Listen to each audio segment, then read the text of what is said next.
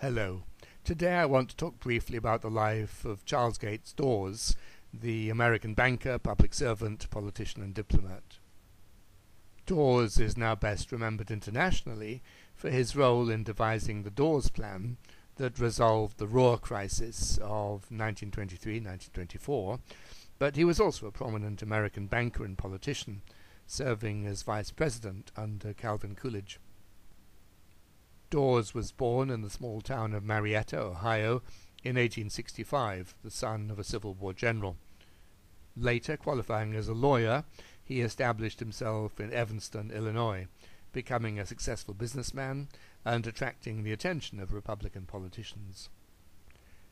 In 1898, in recognition for his support for the election of William McKinley as president, he was appointed as comptroller of the currency in the Department of the Treasury, serving in that position until 1901, supervising the American banking industry, managing the problems caused by failed banks, and changing banking regulations to try and prevent future crises. In 1902, after an unsuccessful attempt to run for the Senate, he organized the Central Trust Company of Illinois and began to build up a reputation as a banker. In 1912, he suffered the loss of his eldest son, Rufus, then a student at Princeton, and in his memory created residential homes for the homeless and needy in Chicago and Boston. During the early stages of the First World War, Dawes played a crucial role in obtaining approval for the granting of an American loan of $500 million to the Entente Powers in 1914, the first of a series of loans which enabled Britain and France and their allies to continue their war against Germany. Later, with American entry into the war in 1917, he was commissioned into the army and served with the American Expeditionary Force as their chief of supply and procurement, rising to the rank of brigadier general. In 1921, when the Bureau of the Budget was created under President Warren Harding, Dawes was appointed as its first director. Following this, in 1923, he became involved in the work of the Inter-Allied Reparations Commission, and with the crisis caused by Germany's stated inability to pay reparations and the subsequent French occupation of the Ruhr. In this work, he chaired an international committee of experts that after several months of deliberations produced the Dawes Report, which provided the basis for a resolution of the crisis.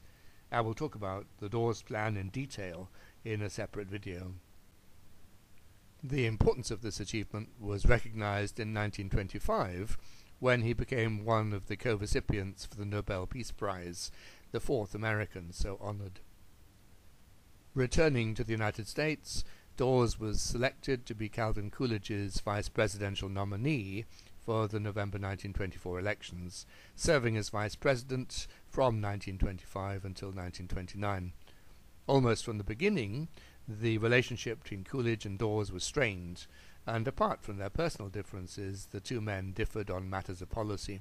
Coolidge effectively blocked a proposal for Dawes to run for a second term. Instead, Dawes was appointed as American ambassador to Britain, a post he occupied from 1929 until 1932, at which point he accepted a request by President Hoover to return to the United States and head the newly created Reconstruction Finance Corporation, established to deal with some of the terrible problems of the Depression. He occupied this position for only a few months, however, resigning in order to try to save the City National Bank and Trust Company of Chicago, of which he was chairman.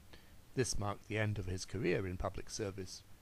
He died in 1951 at the age of 85.